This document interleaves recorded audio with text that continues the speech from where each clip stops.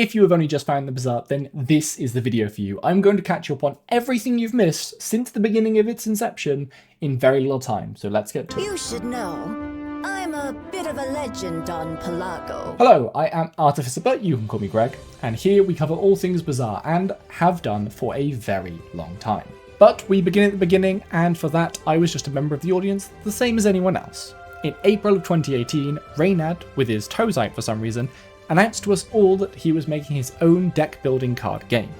From the very beginning, Reynad wanted to bring the wonderful feeling of a traditional deck building game to a digital platform and make full use of what digital can offer. Back in 2018, the game looked much more like a deck builder, with coin cards in your hand, 2 base classes that you would get every card for, and no more rolling for packs like in other card games, and it was a 1v1 battler. All these things we would see change as time goes on. It wasn't until 2020 that we got our first update. They created a Bazaar YouTube channel, and Reynad, along with Ben, who was a key part of the team back in these days, announced to the world that their deck builder game would have no decks. Honestly, the video itself is well explained, and I hugely recommend watching back these early making of the Bazaar videos as they go into incredible detail about why the game made certain choices, and it really helps set up where the game is today. But in short, as that's what we're doing, the randomness of decks injected too many balance issues and forced too many inputs from the player. So they simplified it, and it became a board builder instead, and to this day, that has stuck. Over the course of next year, they made a bunch of changes to accommodate this new style of game. They tested durability of items and even multiple rows on your board, neither of which survived till today. They went back and built their game from the ground up so it would have a clean UI based on this new gameplay and lots of design space for cards so that we could be playing this game for over a decade. These changes culminated in the first ever gameplay we saw of the game in late 2020. This version of the build combined so many things that have survived to this very day. We knew so much of the finished game as early as 2020. We have a board with 1 row of items that we collect. Pygmalion and Vanessa are 2 of the initial heroes we'll get with the game launch.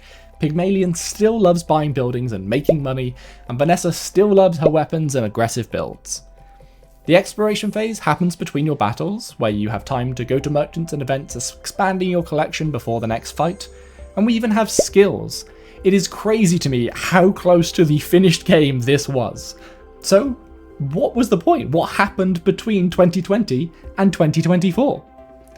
We had one update between that gameplay and the next one in 2021, a discussion on RNG. And that alone, I think, explains the problem of that first build. The core ideas were good, but there were a lot of issues with balancing the game, and not just competitively.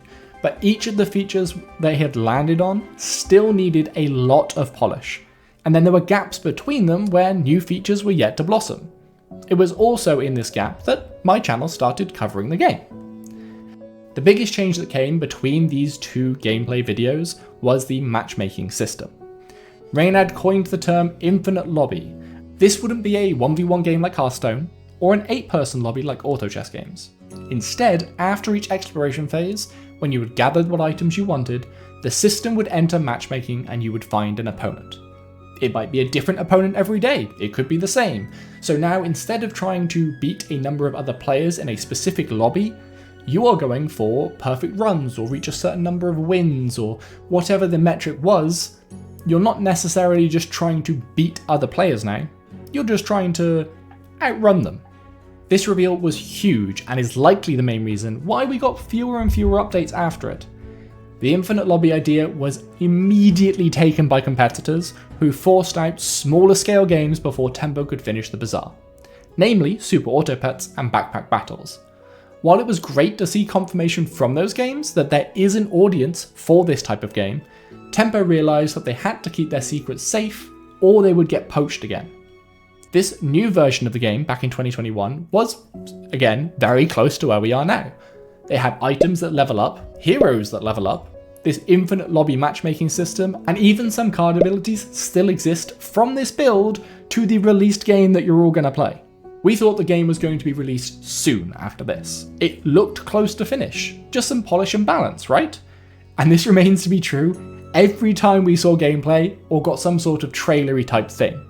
And that is something I need to highlight in this video. The Bazaar could have released years ago, and it would have been a good game. But Tempo aren't shooting for good.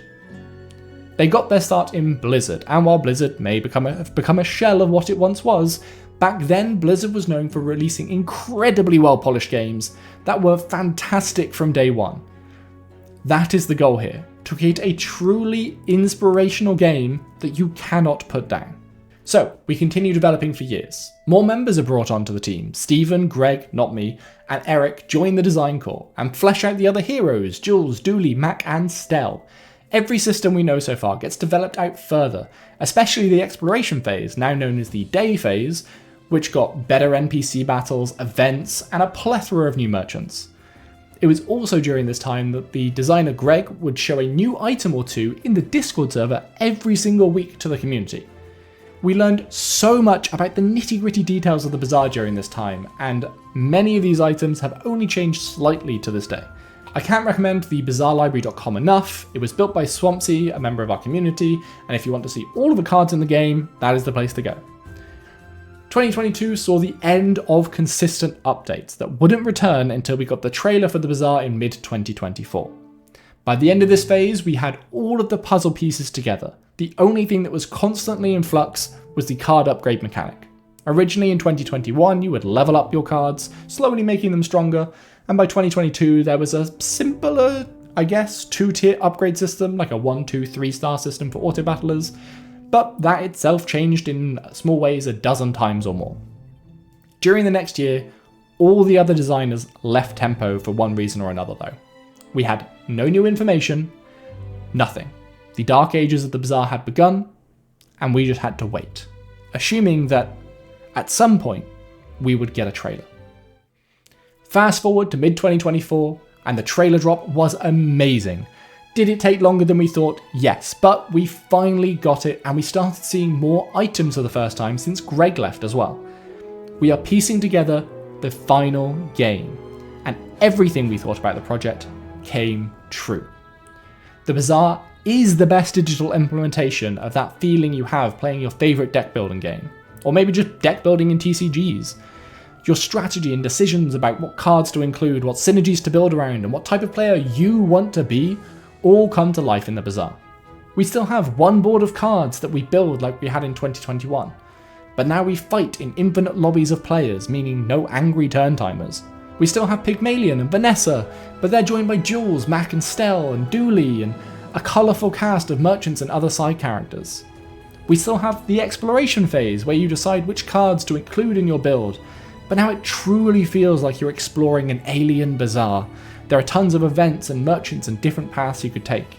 And we still have the core ideas and concepts designed by people in love with strategy card games.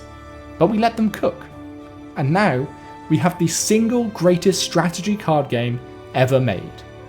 Welcome to the Bazaar, folks.